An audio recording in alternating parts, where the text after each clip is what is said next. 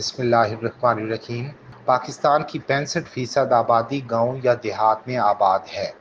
گاؤں کے رہائشی اپنی سادگی، محنت اور عاجزی و انکساری کی وجہ سے جانے جاتے ہیں۔ شہروں میں رہنے والوں کے نزدیک گاؤں کی زندگی انتہائی سست اور غیر دلچسپ ہوتی ہے، تاہم دیہی علاقے صحت بخش اور صاف ستھرے ماحول کے حامل ہوتے ہیں اور ساتھ ہی یہاں رہنے والے کم دباؤ والی زندگی گزارتے ہیں۔ افسوسناک بات یہ ہے کہ پاکستان میں چند وجوہات کی بنا پر گاؤں میں بسنے والے افراد برے حالات میں زندگی گزار رہے ہیں۔ ان وجوہات میں جاگیردارانہ نظام، غربت، ناقص نظام تعلیم اور صحت کی مناسب دیکھ بھال کا نظام نہ ہونا اور سیوریج کا بدترین نظام ہے۔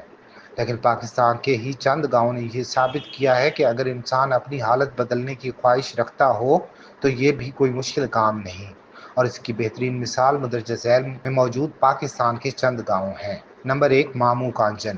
مامو کانجن پاکستان کا ایک چھوٹا سا گاؤں ہے، جبکہ اس کی آبادی 10,000 افراد پر مشتمل ہے۔ لیکن آپ کو یہ جان کر حیرت ہوگی کہ اس گاؤں کا کوئی ایک فرد بھی تمباکو نوشی کی عادت سے مبتلا نہیں، اور یوں یہ گاؤں اس لعنت سے محفوظ اور صحت مند ہے۔ بستی تبو۔ صادق بات کہ بستی تبو کا ہر رہائشی اپنا کام خود اپنے ہاتھوں سے سر انجام دیتا ہے۔ یہ لوگ کسی بھی حکومتی یا نجی ادارے سے امداد لینا پسند نہیں کرتے۔ اس گاؤں کا سیوریج کا سسٹم ہو یا پھر خصوصی تعلیم کے لیے بنایا گیا انسٹی ٹیوٹ، دونوں ہی انتہائی اعلیٰ معیار کے ہیں۔ فتو دیدو۔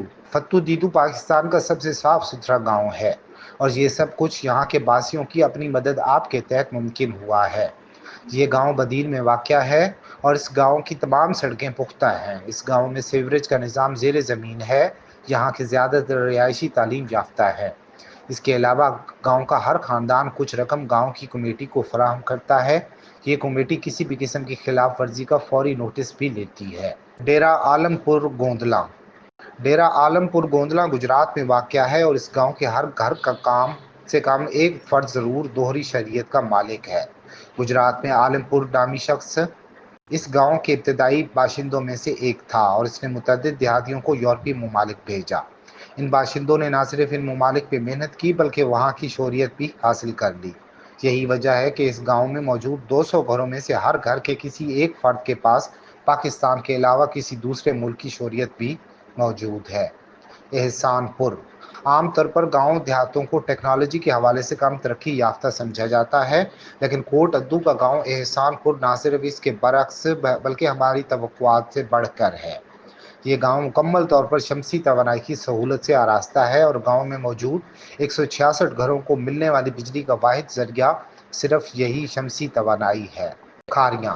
صوبہ پنجاب میں واقع کھاریاں پاکستان کا امیر ترین گاؤں ہے۔ یقیناً یہ سننے میں عجیب لگتا ہے، لیکن یہاں حقیقت ہے۔ کھاریاں کو چھوٹا ناروے کہا جاتا ہے، اور اس کی وجہ یہ ہے کہ اس گاؤں کے زیادہ تر باشندے روزگار کے سلسلے میں ناروے میں رہائش پذیر ہیں۔ رسول پور۔ پنجاب کے گاؤں رسول پور میں خواندگی کی شرح 100% ہے، یعنی اس گاؤں کا ہر رہائشی تعلیم یافتہ ہے، جبکہ اس گاؤں میں جرائم کی شرح 0 ہے۔ اگر بات کی جائے خوبصورتی کی تو پاکستان کے شمالی علاقوں کا اس میں کوئی ثانی نہیں۔ پاکستان کے شمالی گاؤں دلفریب نظاروں سے مالا مال ہیں۔ یہاں ہر طرف ہریالی اور بلند ترین پہاڑ دکھائی دیتے ہیں۔ ان علاقوں میں جانے والے سیاح ان نظاروں کی سحر میں گرفتار ہوئے بغیر نہیں رہ سکتے۔